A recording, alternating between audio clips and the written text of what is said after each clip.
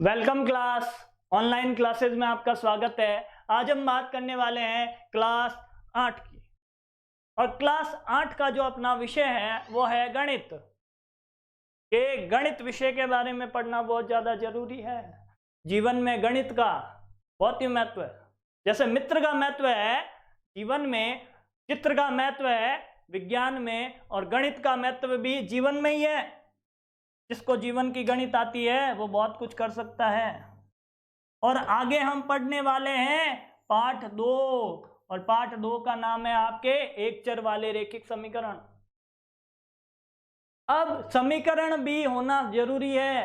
वो कैसे है मैं आपको बताता हूं कि बैलेंस, समीकरण का मतलब है बैलेंस, और बैलेंस बनाए रखने के लिए दो पक्षों की बहुत ज्यादा जरूरत है। दो पक्ष कैसे कि तराजू की ही बात कर लेता हूं। पुराने जमाने की बात नहीं करूंगा, कबाड़ी वाले की बात करूंगा। कि कबाड़ी वाले होते हैं, उनके पास तराजू होता है कुछ ऐसा कि ऐसी डोरियां लगी हुई होती है और उनके आज तक तराजू चेंज नहीं हुए। अब ये तराजू है, इसमें समीकरण बराबर है, इधर लेफ्ट है इधर राइट है। इक्वेशन बराबर रखने के लिए भार बराबर रखना पड़ेगा। एक बार बराबर कर दिया, वापस गड़बड़ हुई तो ये नीचे ये ऊपर, और यदि इसमें गड़बड़ हुई तो ये ऊपर ये नीचे। तो समीकरण का संतुलन बहुत ज्यादा जरूरी है, और उसी संतुलन के बारे में हम क्या करेंगे इस पाठ में सीखेंगे। ये पाठ का नाम है एक चर वाले रैखिक समीकरण। नाम है, उसी के आधार पर आगे पढ़ते जाएंगे। समीकरण के बारे में बातें कर रहा हूं तो सबसे पहले समीकरण के बारे में समझाऊंगा, उससे फिर आगे चलूंगा रैखिक के बारे में समझाऊंगा, और फिर बात करेंगे एक चर वाले रैखिक की। डायरेक्ट नहीं आऊंगा सवालों के ऊपर, पहले मैं चलूंगा कंसेप्ट की बात करूंगा कि इसको जानो। जब इसको जान लोगे तो इस पाठ को हल करना बहुत ही आसान होगा आपके लिए। कि पाठ को हल करना आसान ऐसे होगा कि समीकरण को जान लो पहले। समीकरण को जानने के लिए आओ आगे और समीकरण की परिभाषा देखो, या फिर दो चीजों में अंतर देख लो, परिभाषा अपने आप निकल के आएगी। एक शब्द आपने सुना होगा व्यंजक, के एक्स वाई जेड जो भी लिखे हुए होते हैं वो सारे क्या होते हैं, व्यंजक होते हैं। कि इन व्यंजकों की बात करूं तो व्यंजक और समीकरण दिखने में एक जैसे होते हैं, बस फर्क क्या है कि समझ में आया देख के, ये उदाहरण देख के बता दो कि फर्क क्या है। फर्क इतना ही है कि समीकरण में बराबर होता है, व्यंजक में बराबर कभी नहीं होता है। तो व्यंजक और समीकरण में अंतर क्या हुआ, जैसा लिखा हुआ है समीकरण में सदैव बराबर क्षमता, एक क्षमता होता है पावर वाला, वो होता है ये, और एक होता है आपके इक्वल बराबर वाला, और उसे बोलते हैं समता, सड़क वाला समता। तो ये लिखा हुआ है मतलब गलत नहीं लिखा है मैंने, इसका मतलब है बराबर इक्वल। और ये लिखा हुआ है ये भी गलत नहीं है, इसका मतलब होता है पावर शक्ति। तो इसमें सदैव बराबर होता है, और बराबर है तो समीकरण, बराबर नहीं है तो व्यंजक। दोनों में अंतर बता दिया है, पाठ नंबर 9 में फिर आपको बताऊंगा। और आगे चले तो उनके उदाहरण, बिना उदाहरण के सर कैसे समझ में आएगा। तो उदाहरण देखो कि x बराबर 2 बराबर आया, समीकरण है। 4x प्लस 2 बराबर 0 बराबर आया, समीकरण है। अब 3x square plus 3x plus 2 बराबर 0 बराबर आया, समीकरण है, और कुछ नहीं देखना है। आगे चले 5x बराबर नहीं है, व्यंजक है, समीकरण नहीं है तो क्या हुआ, व्यंजक है। आगे चले 2x प्लस 3 समीकरण नहीं है तो व्यंजक है। आगे चले 3x माइनस 2 समीकरण नहीं है तो व्यंजक है। और आगे चले तो उदाहरण बहुत सारे बनाते जाओ। 100-200 की बात नहीं करता हूं, 100-200 घंटों की बात करता हूं। 100-200 घंटे बैठ के लगातार उदाहरण बनाओगे तो भी खत्म नहीं होंगे, और भी बनते जाएंगे। तो दोनों में अंतर समझ में आ गया। जहां पे भी बराबर दिखे ठोको समीकरण पे राइट, और बराबर दिखते ही राइट लगा दो और आगे चले जाओ। समीकरण है, पहली पहचान ही यही करनी है, समीकरण है कि नहीं है। और पहचान करने के बाद आगे देख लो कि समीकरण है तो रैखिक की बात करेंगे। समीकरण पहली शर्त ये डालता हूं, ऐसे समीकरण जिनमें चर अधिकतम क्या हो, घात 1 हो, कि चर की घात अधिकतम 1 हो। कोई भी चर लिखा हुआ है, चर का मतलब जो आपके गणित की इंग्लिश है, गणित की इंग्लिश कैसे कि गणित में चलते चलते एक्स घुसाया, वाई घुसाया, जेड घुसाया, A B C D X Y Z, बहुत कुछ घुसा दिया, कुछ पल्ले नहीं पड़ता, कुछ पल्ले नहीं पड़ता, उन सारी चीजों को चर बोला जाता है। और जब पढ़ोगे तो बहुत ज्यादा अच्छे से समझ में आएगा, गणित से आसान कुछ नहीं लगेगा। और गणित से आसान कोई भी सब्जेक्ट हो, किसी से भी पूछ लेना, एक्सपर्ट जो है उनसे, कि सबसे सरल भाषा नहीं, सबसे सरल विषय शिक्षा पद्धति के आधार पे गणित ही है। बहुत ही सिंपल।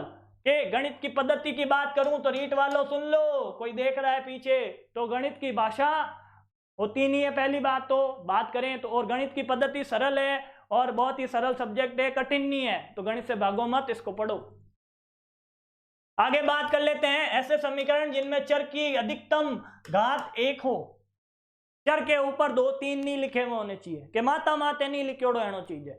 चर के ऊपर लिखा हुआ होगा वो कुछ भी नहीं होगा तो आपके रेखिक है।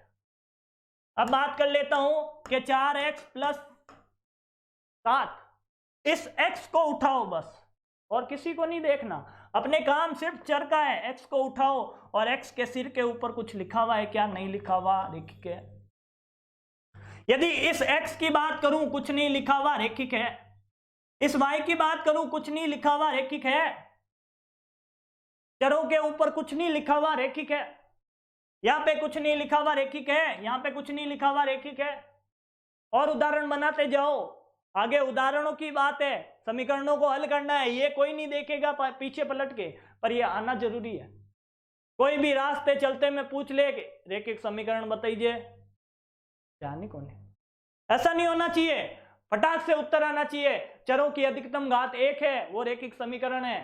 ऐसे आगे चलो, ये पार्ट तो पूरा पढ़ लिया, सवाल सारे आ गए, पर मेरे जैसा खड़ा होके पूछ ले रेखिक समीकरण बताना, परिभाषा बताना, नहीं आती है तो पार्ट पढ़ने का कोई मतलब नहीं है। आगे चलो एक चर वाले रेखिक समीकरण पे, कि एक चर वाले रेखिक समीकरण की बात की, तो एक चर वाले रेखिक समीकरण, पहले तो शर्त लगाता हूं, यदि रेखिक समीकरण में, शर्त क्या लगाई, यदि रेखिक समीकरण में, रेखिक समीकरण का होना बहुत ज्यादा जरूरी है, और रेखिक समीकरण होगी तो हम आगे की शर्त लगाएंगे कि केवल चर है वो एक ही प्रकार का काम में आए। चर कैसा होना चाहिए, एक ही प्रकार का काम में आना चाहिए, कि चर है वो एक ही प्रकार का काम में आएगा, तो आपके एक चर वाला रेखिक, नाम से ही पता चल रहा है चर एक प्रकार का होना चाहिए, तो एक चर वाले रेखिक समीकरण। शर्त लगा दो, रेखिक के बारे में नहीं पता तो बोल दो, यदि रेखिक है तो एक चर वाले एक ही प्रकार का चर काम में आना चाहिए। तो आगे बात कर लेते हैं। पहले आपके यहाँ पे देखो, यहाँ मैंने x और y दोनों को साथ में घुसाया है, मिटा के दिखाता हूं आपको। यहाँ पे आप लोग देखो, इस उदाहरण में 2 उदाहरण लिखे हैं, x और y एक साथ में आ रहे हैं, x और y एक साथ में आ रहे हैं, और यहाँ पे देखो एक ही प्रकार का चर है, सिर्फ x है तो एक चर वाला। अब आगे उदाहरण वापस देखो अपनी परिभाषा के ऊपर, कि यहाँ पे सिर्फ x लिखा हुआ है, 3x = 0, आगे लिखा हुआ है 2x + 5 = 7, आगे क्या लिखा हुआ है, x + 2 = 7। तो इसका मतलब है सब जगह सिर्फ x काम में आ रहा है, सिर्फ x काम में आ रहा है, सिर्फ x काम में आ रहा है, यहाँ पे भी सिर्फ x काम में आ रहा है। पक्ष 2 अलग अलग है, 2 जगह काम में आ रहा है, उससे कोई मतलब नहीं है, सिर्फ x काम में आ रहा है, ये बहुत ज्यादा इंपॉर्टेंट है। यहाँ पे भी x और यहाँ पे भी x, सिर्फ x काम में आता है तो क्या है, एक चर वाले रेखिक समीकरण है। और चरों की घात भी देख लो, सबकी क्या है, 1 है। और चरों की घात के बाद बात करूं, सब में बराबर है, मतलब सारी शर्तें लागू होती है, तो आपके एक चर वाले रेखिक समीकरण है। अब इतना जिसको समझ में आया वो मेरे साथ और आगे चलो, बहुत आगे तक ले जाऊंगा, कि जो यहां से आगे चलना चाहता है वो समीकरण को हल करने की विद्या सीख ले मेरे से। विद्या का मतलब है कुछ सीखना। यदि किसी को पत्थर फेंकना आता है वो भी एक विद्या है, पर उससे किसी के लगनी चाहिए। यदि एनी हवा में पत्थर फेंका जाए तो क्या होगा, वो पत्थर फेंकने की विद्या नहीं है। पत्थर सही जगह सटीक लगता है तो वो विद्या है। तो यही अपने क्या है, विद्या है, मतलब विधि है। एक मेथड है, काम करने का मेथड होता है, चलने का मेथड होता है, पहले राइट फिर लेफ्ट पैर उठाना, कि एक ही प्रकार एक ही पैर उठाओगे तो आगे नहीं चलोगे। तो उसी प्रकार क्या करते हैं, एक फिक्स मेथड काम में लेंगे और वो एक विधि बन जाएगी। और विधि दो प्रकार की अपने समीकरणों को हल करने की। दो कौन कौन सी, पहली तुलनात्मक, दूसरी पक्षांतरण। अब जैसा शुरुआत में मैंने समझाया था कि समीकरण में तराजू को देखते हुए काम किया गया, संतुलन बनाया गया। तो पहली विधि तो आपके बनी है तुलनात्मक से, इसी का संशोधन करके इन्होंने पक्षांतरण विधि बनाई कि तुलनात्मक जो सीख लेता है वो पक्षांतरण भी सीख सकता है, और जो पक्षांतरण सीख लेता है उसे तुलनात्मक की लगभग जरूरत ही नहीं पड़ती। मतलब संशोधन किया हुआ काम बहुत ज्यादा आसान होता है कि पहले एक विधि बनाई, बहुत लंबी थी, 3-4 पद खत्म किए, छोटी कर दी, वो काम की होगी ना। तो पक्षांतरण आपके काम की विधि है, मतलब सबसे ज्यादा उपयोगी और इंपॉर्टेंट की बात ऐसे काम में ज्यादा ये लेते हैं, शॉर्ट है और अच्छी है। तो दोनों की बात करता हूं, पहले ये सीखेंगे और उसके बाद ये सीखेंगे। और जब सवाल करूंगा तो एक सवाल पक्षांतरण से, एक सवाल तुलनात्मक से।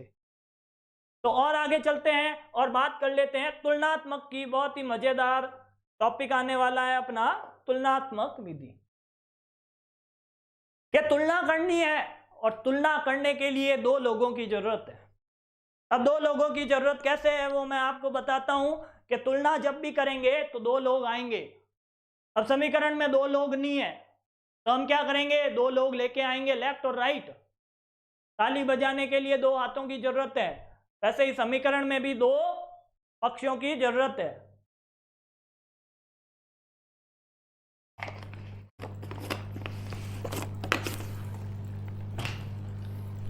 तो यहां से आगे बढ़ते हैं और दो लोगों को लेके आते हैं। ये दो लोग कौन से, एक लेफ्ट और एक राइट। अब समीकरण का नियम देखो कि समीकरण का नियम है, कोई उदाहरण लिखा हुआ है 2x + 3 = 5। क्या लिखा मैंने, 2x + 3। ये मत सोचना सर कहां गए थे देखने, नहीं, पानी पीने गया था, चिल्ला चिल्ला के गला दर्द करने लग जाता है। कि ये देखना है तुलनात्मक विधि।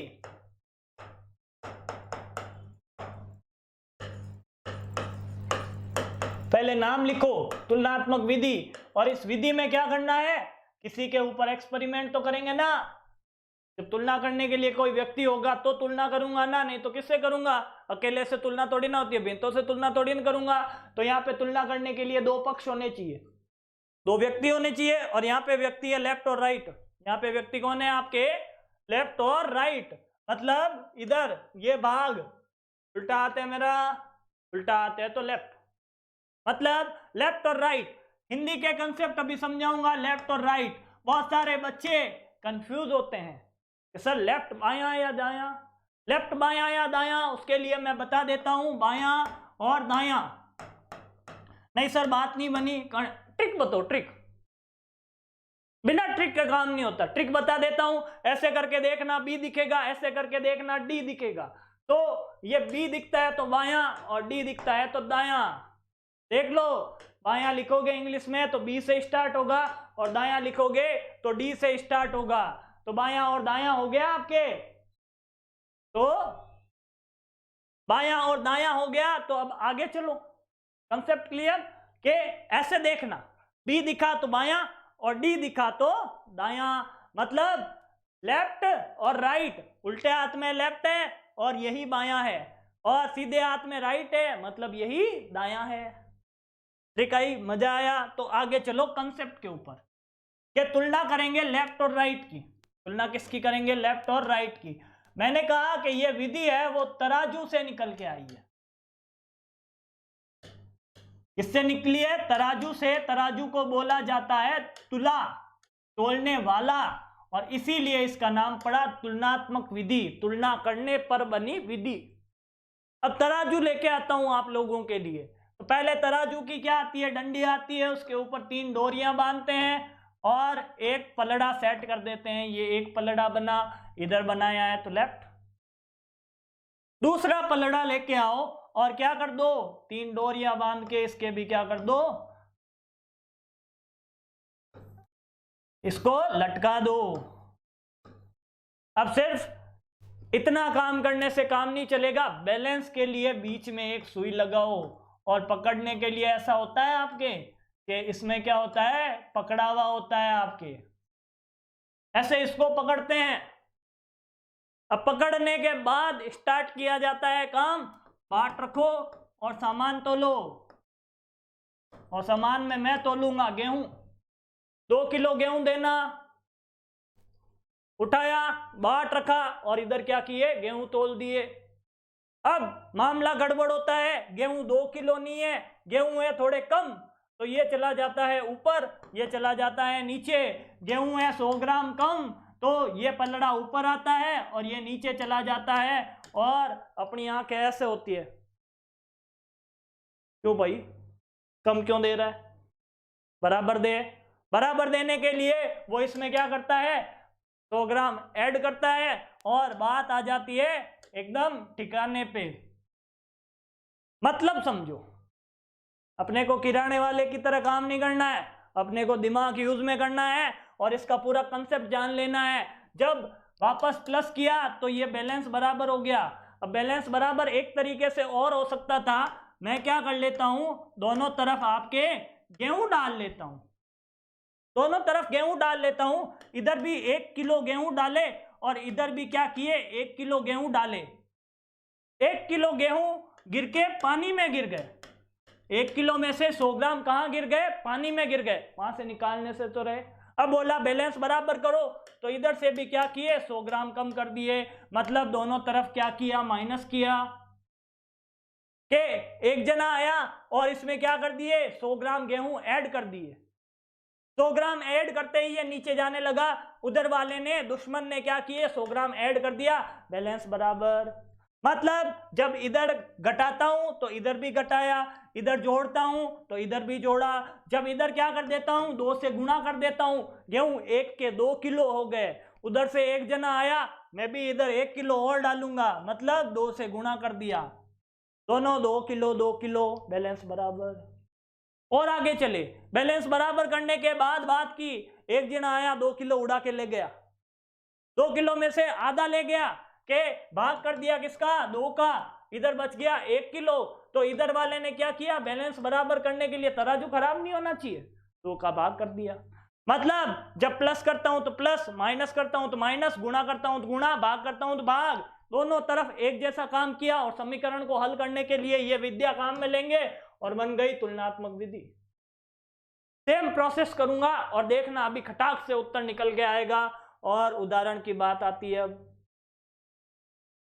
एक उदाहरण ले लेते हैं। उदाहरण लिया 2x + 3 = 5, पहले यही लिया था, याद है मेरे को, कि ये उदाहरण लेते ही x के साथ में जो भी है उनको भगाना स्टार्ट करो, कि x के साथ में सबसे पहले है प्लस का 3 है, और उसका दुश्मन है प्लस का 3 दुश्मन -3, इस -3 को घटा लो और काम आसान हो जाएगा। मतलब यदि 3 की बात करूं तो विपरीत चिन्ह को प्रयोग में लो और आपका काम आसान हो जाएगा।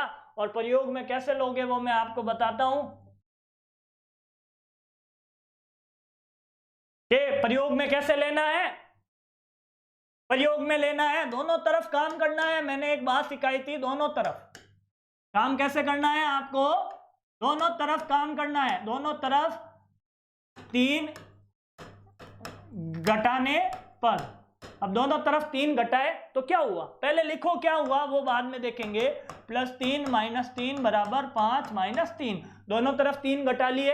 अब इसको थोड़ा हल करो, गणित काम में लो, ये दोनों मिलके दुश्मन और दुश्मन लड़ाई करके 0 हो गए, तो यहाँ पे 0 बना दो इसका, और इधर माइनस किया तो बना 2 बनने के बाद आगे चलो, और ये हो गया 2x = 2। यहां तक अपने काम थोड़ा सीधा हुआ, कि जो 3 आ रहा था अपने एक्स्ट्रा वो हट गया।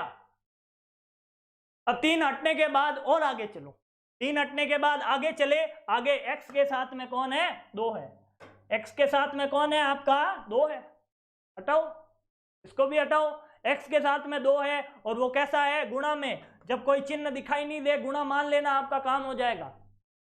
जब गुणा मान लिया तो गुणा का दुश्मन कौन है, भाग, मतलब दोनों तरफ भाग करो 2 का, आगे बढ़ो। अब 2 का भाग करते ही आप क्या करते हो, आगे बढ़ते हो। मतलब अब आगे 2 का भाग लगाना है आपको, कि 2 का भाग लगाने के लिए आप लोग देखो क्या करोगे, लिखोगे दोनों तरफ 2 का भाग करने पर, ये लिखना जरूरी है। 2 का भाग करेंगे, ये लिखेंगे, और लिखेंगे तो करेंगे, और 2x और भाग लगा दिया 2 का, इधर भी 2 और बटा 2, मतलब 2 से 2 गया और यहां से भी 2 से 2 गया, पीछे क्या बचा, 2 तो उड़ गया, पीछे बचा x, सिर्फ x चाहिए, और उसके बराबर में क्या है आपके, उसके बराबर में कुछ नहीं, 2 से 2 गया तो पीछे बचा 1, 0 कोई नहीं लिख के आएगा। 2 का भाग लगाओ, 2 में कितने बार जाता है, 1 बार, 0 बार कभी भाग नहीं जाता, और 1 मिला, इसका मतलब इसका उत्तर क्या मिल गया मेरे को, x बराबर 1, और ये अपना आंसर है। काम में क्या लिया, दोनों तरफ सिर्फ 1 बार घटाया, 1 बार भाग किया, और आंसर निकल के आ गया मेरे सामने। तो ये बहुत ही आसान है, इससे आसान कुछ नहीं है। सवाल करेंगे तो पूरा एकदम क्लियर हो जाएगा, एकदम पूरा एक्सप्लेन, सबको समझ में आएगा। और इससे आगे चलो, और आगे कैसे चलोगे, और आगे चलोगे इसमें क्या करोगे, अब पक्षांतरण विधि सीखोगे ना, वो भी तो सीखना जरूरी है, उसके बिना काम होगा नहीं। वो आसान है, इससे आसान तो ये भी है, पर ये थोड़ा बड़ा करती है, ये लिखना पड़ता है। लिखवा हम जोर आवे, अब लिखना पड़ता है तो लिखना हटाओ, काम आसान करो, और इतना काम नहीं करना, कैलकुलेशन, ये पद हट जाएगा, ये आंसर आएगा, ये भी हट जाएगा, ये आंसर आएगा, डायरेक्ट आंसर आते हैं उसमें। तो इसमें बात कर लेता हूं कि जब प्लस होता है तो उसी संख्या का माइनस करो। एक सारणी बनवा देता हूं ताकि थोड़ा काम आसान हो जाए। जब काम क्या करना है, x के साथ में उनको हटाना है, क्या करना है, x के साथ वालों को हटाना है, और हटाने के लिए x के साथ में कौन कौन आएंगे, कि प्लस वाले आएंगे, और प्लस वाले को हटाना है तो उसी संख्या का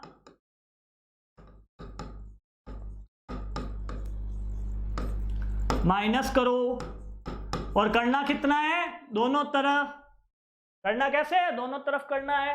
अब माइनस की संख्या मिले तो उसी संख्या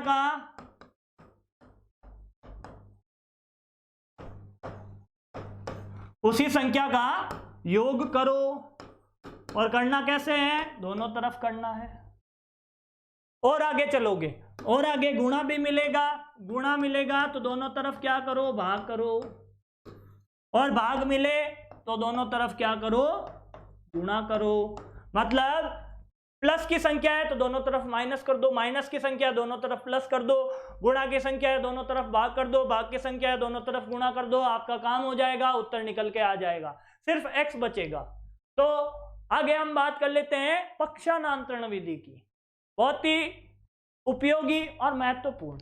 बड़े बड़े सवाल इस विधि से बहुत ही मतलब बड़े हो जाते हैं, और बड़े हो जाते हैं, 1 पेज का है 1.5 पेज का बना देगा। तो अपन क्या करेंगे, पक्षांतरण को एकदम सही से सीखेंगे, और उपयोग में आगे जैसे जैसे बड़े सवाल होंगे वही उपयोग में लेंगे। और ये बात आपको कहीं नहीं लिखी हुई मिलेगी कि उत्तर आप पक्षांतरण से निकालो या तुलनात्मक से निकालो, विधि का जिक्र कहीं नहीं करेगा। तो आगे चल लेते हैं, अपन किसकी बात कर लेते हैं, तुलनात्मक विधि की, सॉरी पक्षांतरण विधि की। के पक्षांतरण विधि में क्या करना होता है उसके बारे में मैं आपको समझाता हूं कि पक्षांतरण में क्या करना है। अब आप देखो, पहले मैं लिख देता हूं पक्षांतरण के ऊपर नाम लिखना जरूरी है, बिना नाम के कैसे पढ़ाऊंगा।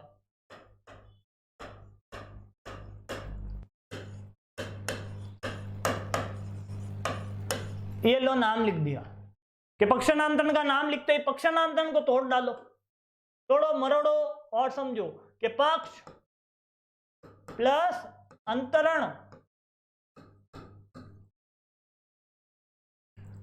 समझ में आया, पक्ष प्लस अंतरण, संधि विच्छेद किया, काम आसान।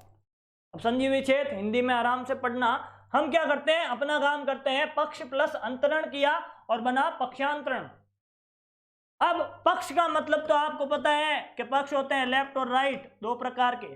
अंतरण का मतलब बदलना।